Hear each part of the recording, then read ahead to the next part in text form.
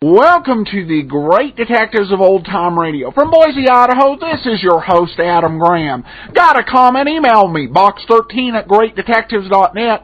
Cast your vote for the show on Podcast Alley, podcastalley.greatdetectives.net, and become a fan of the show on Facebook, facebook.greatdetectives.net.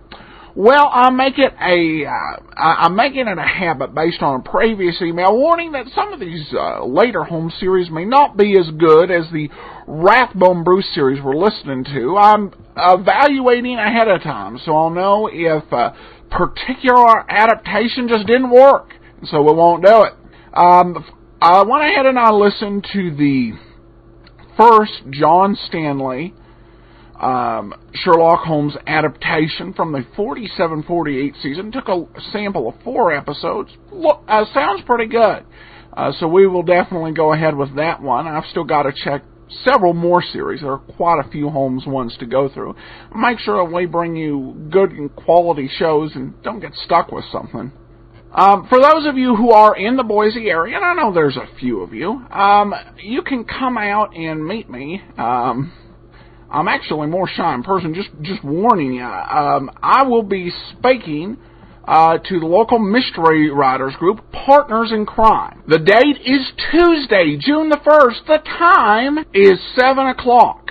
And the location is is a great spot for writers in Boise. The Rediscovered Bookshop, still at its old location at the 79 Overland Road in Boise, and that's on Tuesday, June the 1st at 7 o'clock, and it is open to the public. All right, well, we're going to get into today's show, but before we do, I want to remind you about Netflix. I've told you that Netflix gives you a fantastic opportunity to be able to watch the movies you want to watch, to be able to watch, as well as any TV shows, regardless of the age, particularly the classic shows, the old movies, all available to you right from your Netflix menu. The nice thing is that you can actually take a 2-week free test drive. Find out how good unlimited movies can be. Go to greatdetectives.net, click on the Netflix link to begin your 2-week free trial. But let's go ahead and we'll get into today's episode of Sherlock Holmes.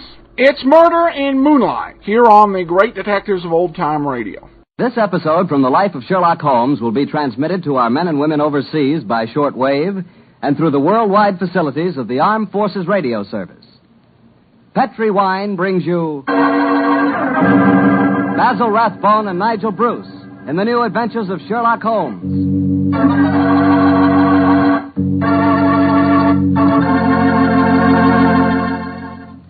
The Petri family, the family that took time to bring you good wine, invite you to listen to Dr. Watson tell us another exciting adventure he shared with his old friend, that master detective, Sherlock Holmes. So let's settle back comfortably and listen, and while you're getting settled, I'd like to know if you like seafood. And by seafood, I mean everything from broiled lobster to fried halibut. Because if you like seafood, any seafood, you'll love it together with Petri California Sauterne. Fish and Petri Sauterne were made for each other. No kidding. Boy, I'll never in my life forget a broiled brook trout on the plate in front of me and a glass of well-chilled Petri Sauterne right next to it. That fish and that Sauterne.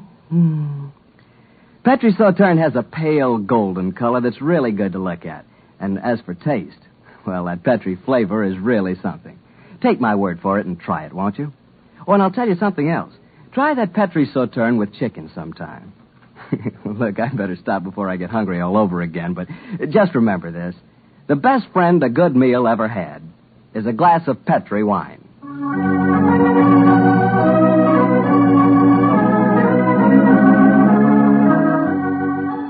And now let's keep our appointment with the good Dr. Watson. Good evening, Doctor. Good evening, Mr. Bartell. come over here and join me by the fire. I didn't think it was cold enough for a fire tonight, Doctor. Oh, I suppose it isn't really, but there was one laid, so I just couldn't resist putting a match to it. Fire's a good accompaniment to storytelling anyway. Yes, my boy, a fire and a glass of port. Care to join me in one? Thanks, Doctor. So, you're going to tell us a sea story tonight? Yes, Mr. Bartell. The whole adventure took place aboard a small steamer as it plowed through the stormy seas of the Indian Ocean. Here's your glass, my boy. Thanks. And what were you and the great Sherlock Holmes doing on the Indian Ocean, may I We're ask? on our way to Calcutta to solve the case of the vanishing elephant of Parbhuti-Pur. Oh, yes, the story you told us a few weeks ago. That's quite right, my boy. It's in the summer of 1894 that we left Liverpool aboard the steamship Lucifer. It wasn't a large ship, and as both the Mediterranean and the Red Sea proved somewhat, shall we say, unfriendly, I may tell you the first part of the voyage was quite unpleasant. In fact, until we left Aden, I'd spent most of the time in my cabin. I'm not much of a sailor, you know. However, as we headed eastward towards Colombo, the weather cleared up a bit, and I came on deck and joined Holmes. I remember on the second night out of Aden, we paced the decks together. The stars above us twinkled, the promise of a bright tomorrow. And the faint tinkle of a piano being played in the passenger lounge formed a perfect setting for an evening stroll. It only seems like yesterday that Holmes said... Watson, it's good to see you on your feet again. Yes, it's good to be on 'em, Holmes. It's been a miserable trip for me so far. The captain told me tonight that we can expect good weather between here and Caravati, our next port of call. I thought Colombo was the next stop.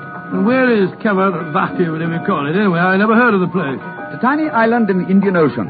It's a British protectorate. Those are the only facts I was able to glean from the encyclopedia in the ship's library. Did you ask the captain why we're stopping there? No, I didn't. As we're traveling incognito, I felt it wiser not to ask too many questions. I find this incognito business something of a strain. Every time a steward calls me Mr. Hamish, I can't think who on earth he's talking to. Whereas I find myself answering to Mr. Mycroft almost automatically.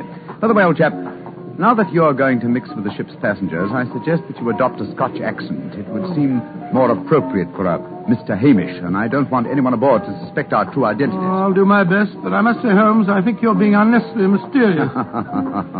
Possibly I've been influenced by reading too many of your rather florid stories of our adventures together. My stories are not florid. They're all perfectly true. Oh, don't be angry with me, old chap. Don't be angry, please. By the way, you'll be interested to know that I've unearthed a little mystery aboard this boat. I trust you to do that. Where is she? I mean, what is it? Oh, you observe that suite of cabins on the bridge deck above us? Yeah? What about them? Well, I've been watching them during my nightly strolls for the past 2 weeks. The suite is occupied, and yet the blinds are never raised. And I've never seen meals taken in there. I presume, therefore, that it must contain a private galley and a cook. I don't see anything mysterious about that. It's probably occupied by some wealthy invalid. Oh, possibly.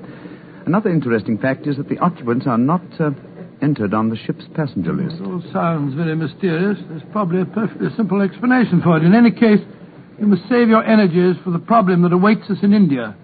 You're Mr. Mycroft now, remember that. I will, Mr. Hamish. Mr. Mycroft? Yes, Mr. Hamish? Would you care to join me for a wee drop of brandy in the smoking room? Mr. Hamish, I shall be delighted.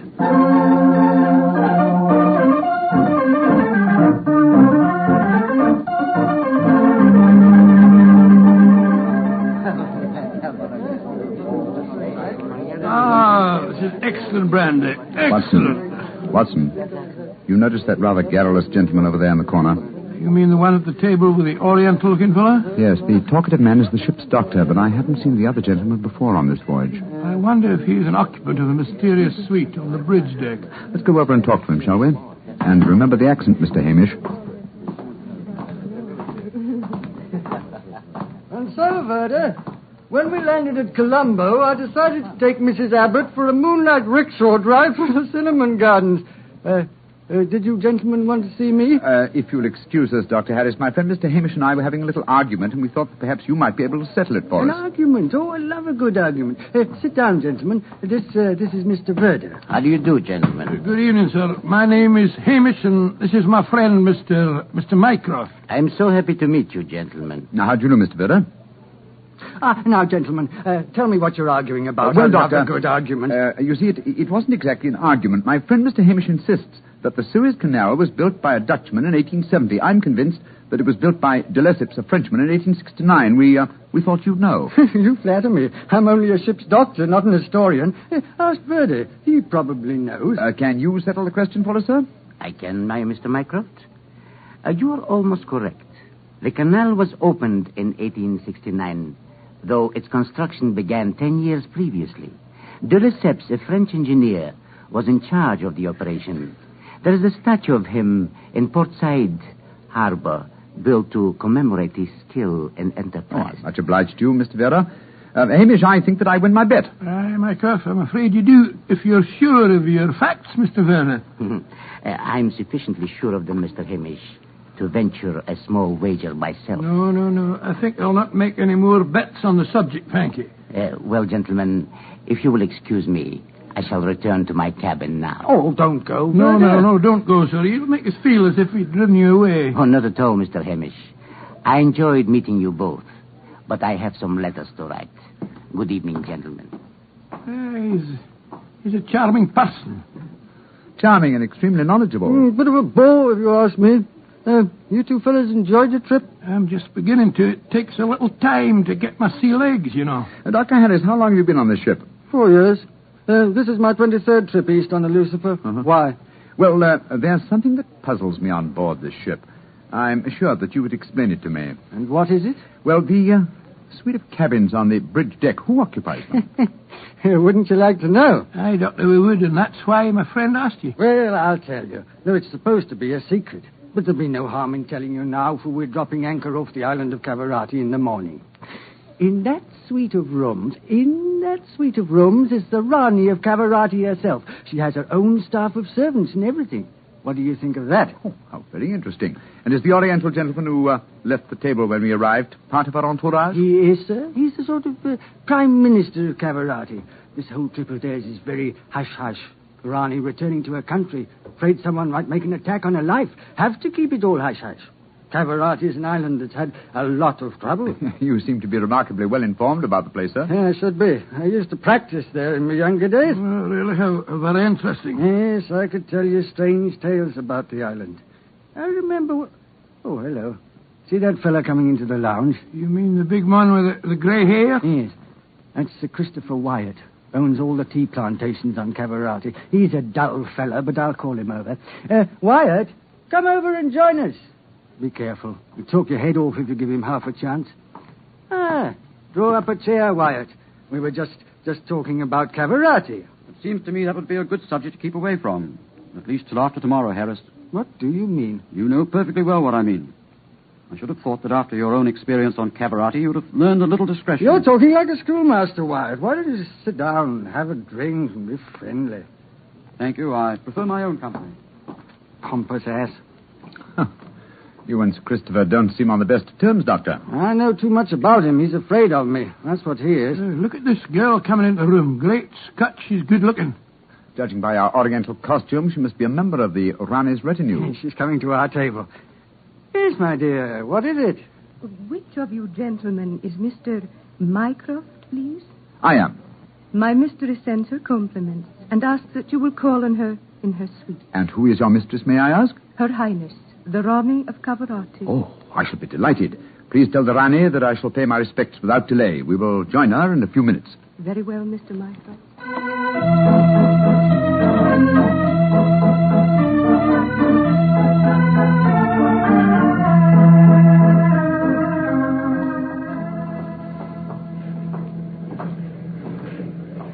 You know, Holmes, this is pretty exciting. The girl that just brought us the message was a stunning creature.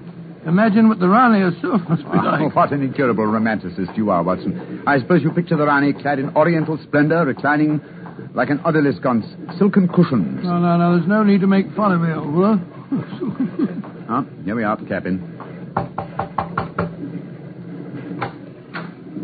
Ah, it is you, gentlemen. Follow me, please.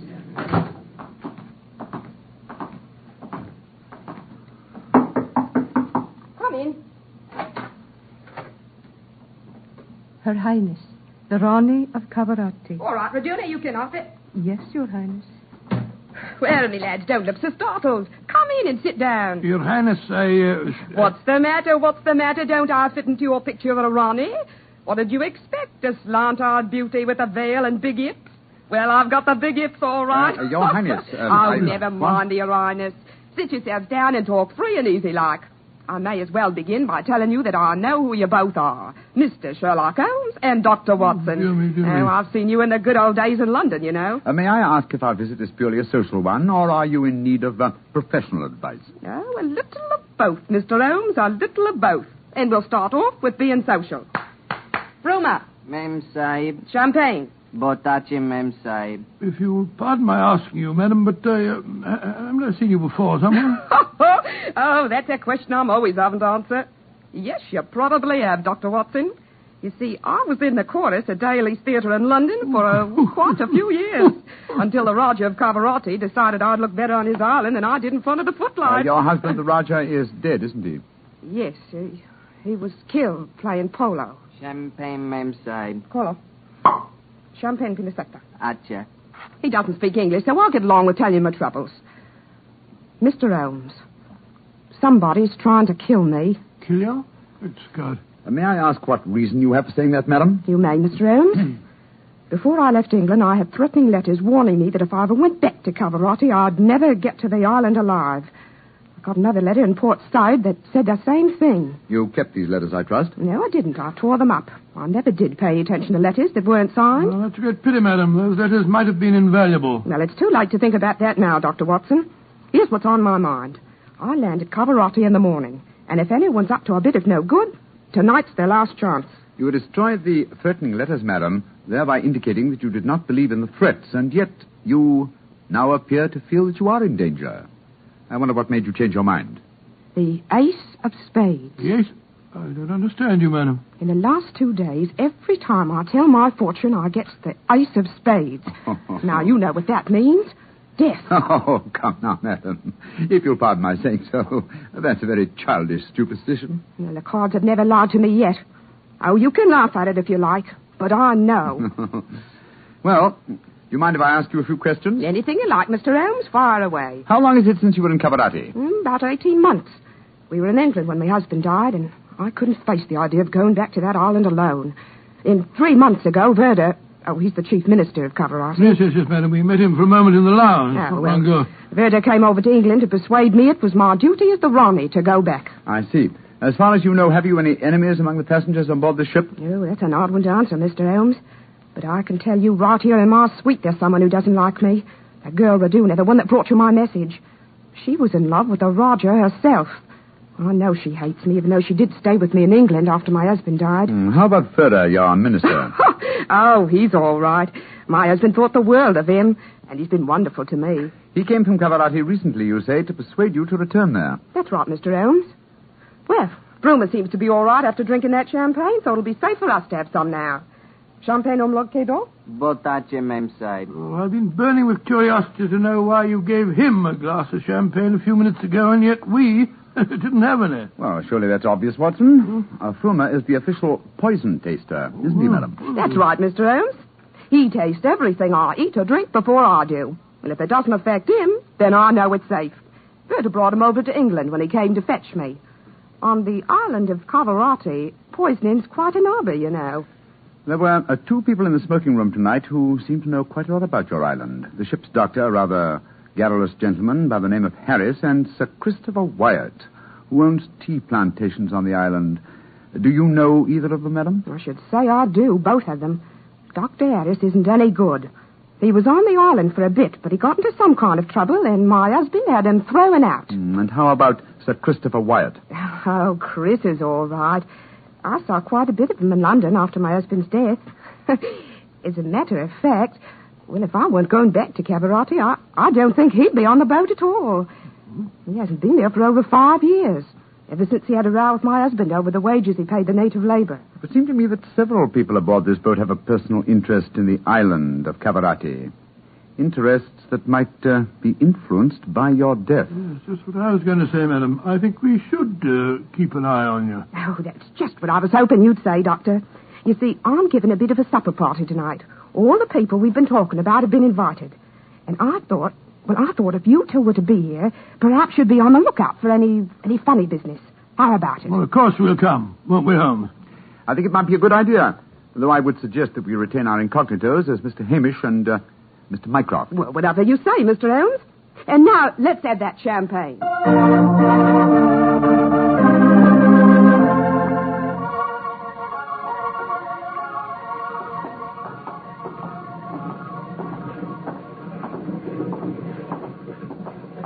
You know, Holmes, I remember the Raleigh when she was in the chorus at Daly's. She looked stunning in tights. There was one night I... Yes, no time, old chap, if you don't mind. At the moment, there's a question I want to ask you. Oh, sir? Is your medical bag fully equipped with all the antidotes to poison? Poison? It's ridiculous.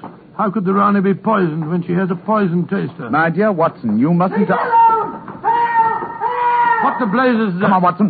That cry came from the companionway. There are two figures struggling by the rail there. Good heavens! One of them has pushed the other down the companionway.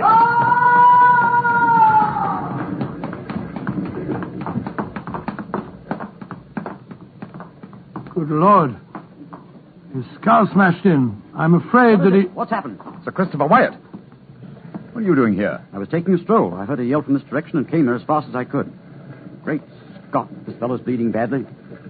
We must get the ship's doctor at once. That's hardly necessary, I fear, Sir Christopher. What do you mean? In the first place, this man is dead. In the second place, he is the ship's doctor.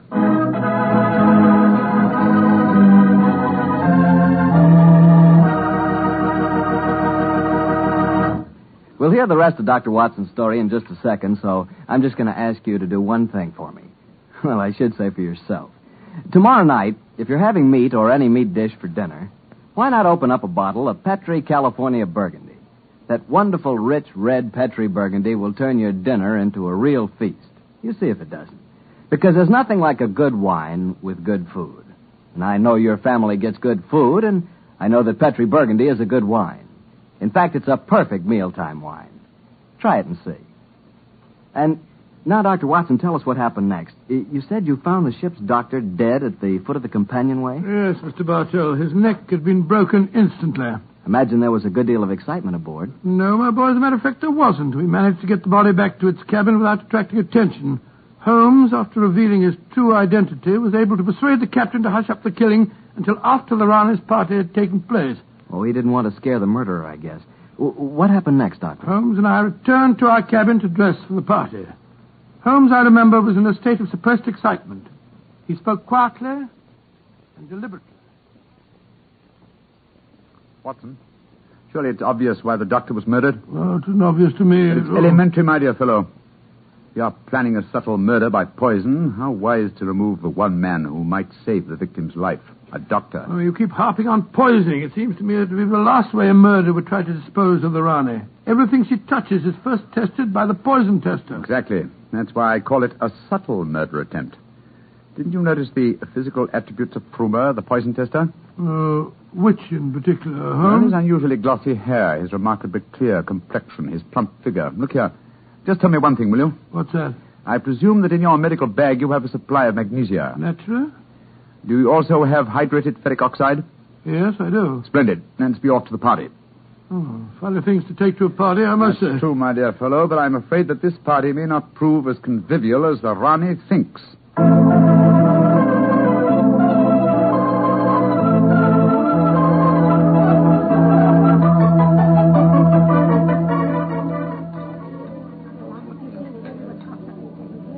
Holmes, it's nearly 1 in the morning.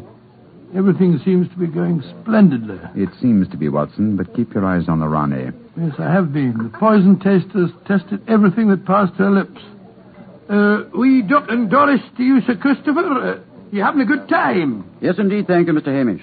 How about you, Mr. Mycroft? Oh, the Rani's a perfect hostess. Who could help having a good time? I don't think that girl Regina should be here, though. I don't want to be pompous, but after all, she's only a glorified servant. Possibly the laws of etiquette are not so strict in Cavarati as they are in London, Sir Christopher. Oh, perhaps you're right. But I don't trust the girl. There's something shifty about her. I've told the Rani more than once. Oh, well, I suppose it's none of my business. I think I'll try and persuade the Rani to sing us one of her old songs. Yeah. He doesn't trust Raduna, and I don't trust him. I don't think it was an accident that we found him near the body of Dr. Harris. Here comes Vera. I trust you gentlemen are enjoying yourselves. Very much, Mr. Vera, thank you. I imagine you must be excited at the prospect of returning to Calavati. I am Mr. Mycroft. Though I only left it 3 months ago, it has seemed more like 3 years. Do you ken what time we'll arrive there? I am told that we shall be there in 5 hours, Mr. Hamish. Oh, look. Lorana's at the piano. She must be going to give us a tune. Yes. Let's move a little closer, shall we? Chris here has asked me to sing something. Yeah, my voice isn't what it used to be, and don't I know it. But me spirit's the same, and that's enough to put a number over. So, hold tight, boys. Here we go. My sweetheart's the man in the moon. I'm going to marry him soon. 'Twould fill me with bliss just to give him one kiss, but I know that a dozen I never would miss. I'll go up in a great big... Great Scott, she... Quick, Watson, your medical bag. I'll lock the door. Right, your Holmes. Bring some water, please. Help me. Oh, please, help me. What is the matter? Don't be frightened, madam. I'll take care of you. Thirsty. Give me water. Oh, such pain. All the symptoms of arsenic poisoning. Now I know why Holmes asked me if I had any magnesia and ferric oxide. Do something for me, Doctor. I'm dying. Don't worry, Your Highness. You're not going to die.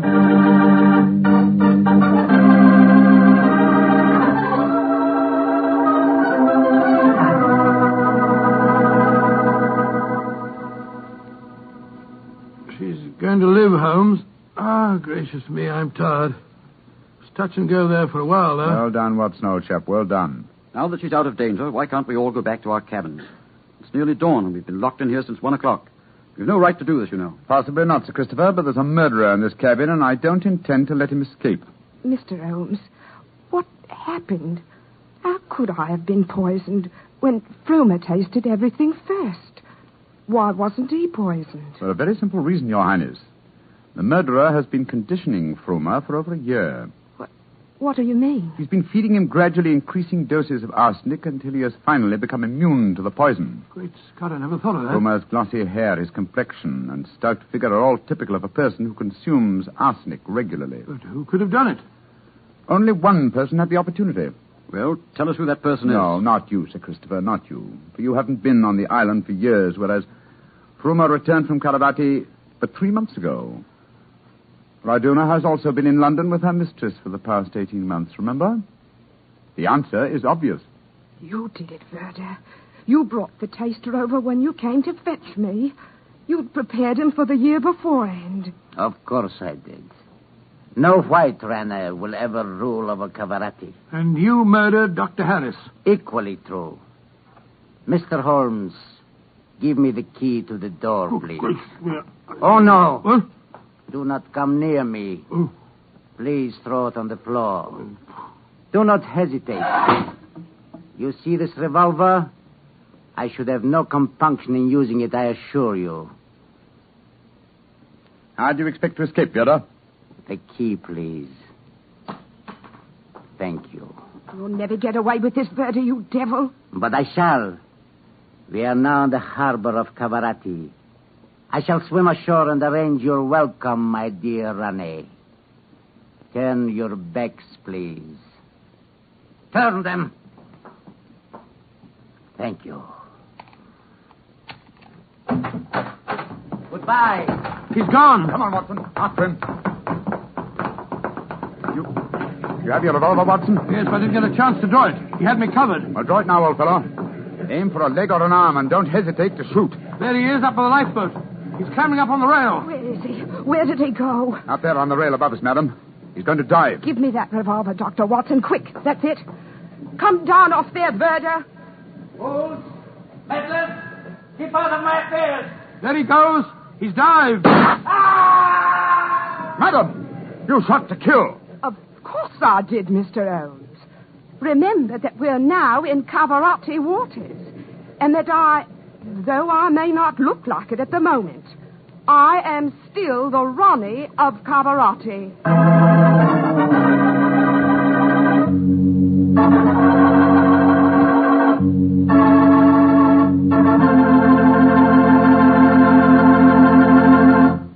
Say, that was a swell story, Doctor. It had a lot of color and quite a bit of action. Color and a bit of action. Well, I'm glad you liked it, my boy. Oh, I did.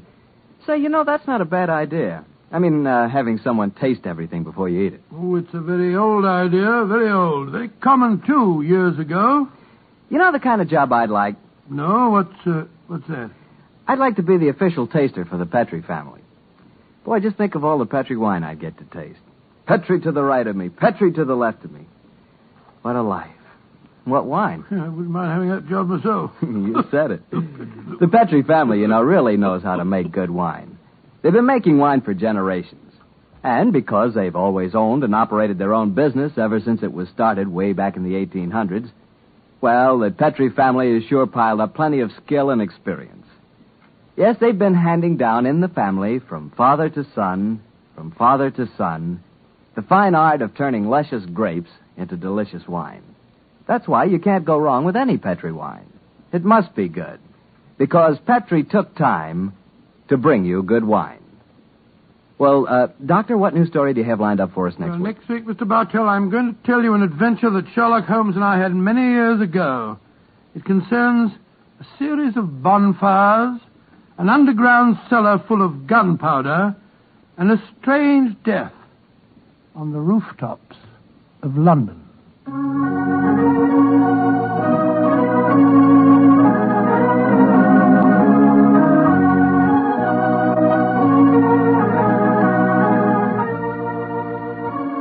Tonight's Sherlock Holmes adventure is written by Dennis Green and Anthony Boucher and was suggested by an incident in the Sir Arthur Conan Doyle story, The Adventure of the Mazarin Stone. Mr. Rathbone appears through the courtesy of Metro-Goldwyn-Mayer and Mr. Bruce through the courtesy of Universal Pictures, where they are now starring in the Sherlock Holmes series.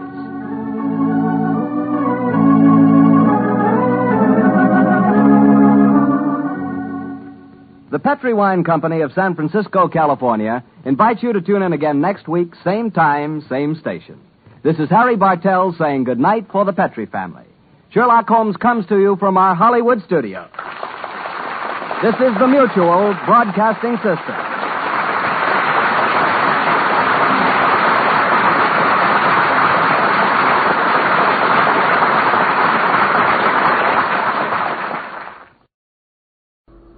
Welcome back. I have to ask a question. It bothered me since the beginning of the show, but who names their boat Lucifer? If for no reason, I could just imagine, a bunch of people, walking around. Hey, want to book a trip on the Lucifer? I don't think so. It was also kind of fun to hear Nigel Bruce do a Scottish accent. And as much as we talk about Basil Rathbone being a great actor, it's not like that Nigel Bruce had only one trick either. He had a lot of other roles outside Dr. Watson. They're just not as well remembered.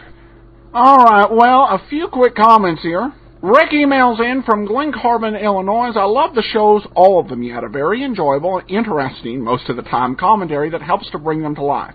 Recently, it sounds as if there's a reverb or something added to the audio feed, which really makes it hard to listen. Well, I will forward this on to Andrew, my audio guy. Sorry if you're having any difficulties.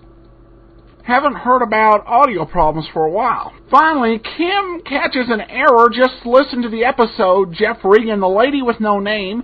In your discussion about Paris Mason, you named the author as Eric Stanley Gardner. I have several of the books on my shelf. His name is Earl Stanley Gardner. Just thought you'd like to know. Thanks. I found out sometime after I'd already uploaded the file. And you are, of course, correct. And I used the right name on Tuesday's show. So thanks for keeping me honest. All right, well, we're going to go ahead and wrap it up. Got a comment? Email me, box13@greatdetectives.net. Cast your vote for the show on Podcast Alley, podcastalley.greatdetectives.net. And you can become a fan on Facebook, facebook.greatdetectives.net. From Boise, Idaho, this is your host, Adam Graham, signing off.